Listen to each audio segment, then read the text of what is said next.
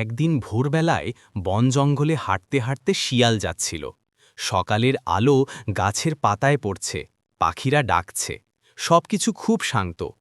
হঠাৎ শিয়ালের সামনে দাঁড়িয়ে গেল এক জেব্রা। জেব্রার মুখে গভীর চিন্তার ছাপ, যেন অনেক কষ্টে আছে। শিয়াল অবাক হয়ে জিজ্ঞেস করল, এই বন্ধু, এত চিন্তিত কেন? তোমার মুখ এত মলিন দেখাচ্ছে। জেব্রা দীর্ঘশ্বাস ফেলে বলল, আর বলবো শিয়াল ভাই, আজ সকালেই বনের রাজা সিংহ আমার খোঁজ করেছে। সে নাকি আমাকে ধরবে আর ভোজ করবে। আমি জানি না এখন আমার কি হবে। শিয়াল একটু ভেবে হেসে বলল, ওরে বোকা, এটাই যদি তোমার ভয় হয় তবে দুশ্চিন্তার কিছু নেই। আমি আছি না, তুমি চলো আমার সঙ্গে। আমি বুদ্ধি দিয়ে তোমাকে সিংহের হাত থেকে বাঁচাবো। এভাবে তারা দুজনে সিংহের গুহার দিকে রওনা দিল। গুহার সামনে পৌঁছতেই সিংহ গর্জন করে উঠল, আহা, আজ আমার খোঁজ মিলল। এই জেব্রাটাকে আমি আজ খেয়ে তৃপ্ত হব।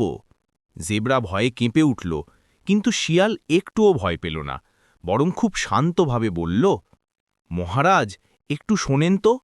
আপনি যদি সত্যিই এতে শক্তিশালী আর বনের রাজা হন, তবে প্রমাণ করুন। জেব্রা বলছে আপনি এখন বুড়ো হয়ে গেছেন আর আগের মতো শক্তি নেই। সিংহের চোখ রাগে লাল হয়ে গেল। কি বলছিস? আমি বুড়ো? আমি এখনো সবার মধ্যে সবচেয়ে শক্তিশালী। শিয়াল ধূর্তভাবে হেসে বলল, তাহলে প্রমাণ করুন। এই জেব্রাকে যদি একবারে ধরতে পারেন, তবে আপনার শক্তির কথা সবাই বিশ্বাস করবে। এ কথা শোনা মাত্রই সিংহ হুঙ্কার দিয়ে দৌড় শুরু করল।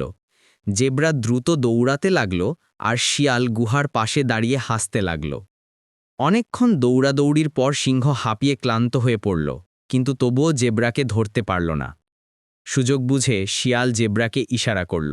তারা দুজনেই চুপি চুপি বনজঙ্গলের গভীরে পালিয়ে গেল। সিংহ যখন গুহায় ফিরে এলো, তখন দেখল গুহা ফাঁকা। রাগে ক্ষোভে সে গর্জন করল, কিন্তু তখন আর কিছু করার নেই।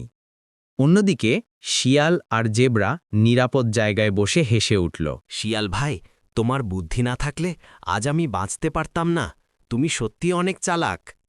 শিয়াল মুচকি হেসে বলল, মনে রেখো বন্ধু, শক্তি যতই হোক, বিপদ থেকে বাঁচতে বুদ্ধিই আসল শক্তি।